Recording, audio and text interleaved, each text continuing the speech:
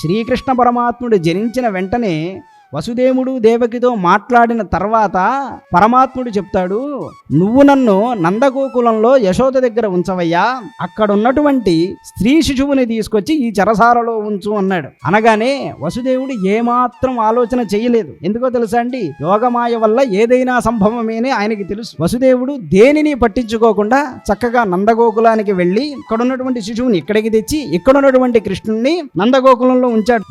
ఈ విషయాలేవి కంసుడికి తెలియవు. కట్టినటువంటి సంకెళ్ళు వాటంతటవే ఊడిపోయాయి. చెరసాలకు వేసిన తాళాలు కూడా వాటంతటవే తెరుచుకున్నాయి. ఇది ఏమి మాయయో అని వెళితే చక్కగా యమునా నది కూడా వసుదేవుడికి దారిచ్చిందన్నారు. ఆ విధంగా ఆయన దివ్యమైనటువంటి లీలా విలాసాలన్నీ చూపించి కృష్ణుణ్ణి నందగోకులంలో ఉంచి అక్కడ ఉన్నటువంటి దుర్గాదేవిని తీసుకొచ్చి దేవకీదేవి ఉన్నటువంటి చోట పడుకోబెట్టాట. ఈ రహస్యం ఎవరికి తెలుసు అంటే దేవకీదేవికి వసుదేవుడికి మాత్రమే తెలుసు. చివరికి నంద యశోదాదులకు కూడా ముందు తెలియదు. నందుడు యశోదలు కూడా గర్గ మహర్షి ద్వారా తర్వాత తెలుసుకున్నారు. దేవకీదేవి అంటోంది, అన్నా క్షమింపుమన్నా, నీకు అల్లుడు పుడితే భయం కానీ మేనకోడలు పుడితే నీకేం భయం ఉందన్నయ్యా. ఇంత శిశువుని నువ్వు చంపడం నీకు తగినదేనా? దయచేసి నేను చెప్పింది ఒప్పుకోన్నయ్యా. చిన్న స్త్రీ శిశువుని చంపడం అనేది రాచలక్షణం కాదే.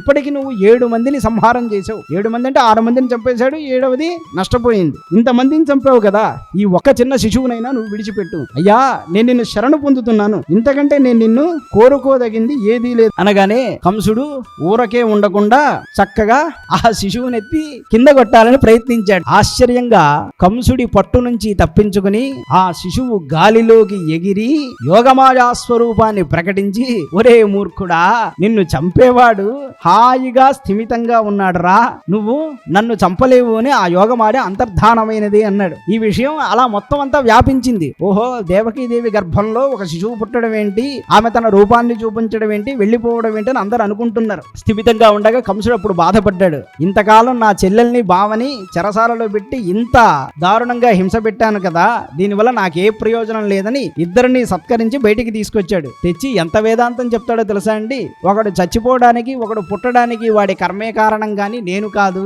నీ బిడ్డలందరూ వాళ్ళ కర్మవశాత్తు చచ్చిపోయారు తప్ప నేను చంపలేదు సుమా, దయతో నన్ను క్షమించన్నాడు. మరి వాడు కూడా వాడి కర్మను అనుసరించే చస్తాడు కదా, ఆ జ్ఞానం వాడికి ఎందుకు లేదు? అదే రాక్షస బుద్ధి. వసుదేవుణ్ణి దేవకిని క్షమాపణ కోడారు.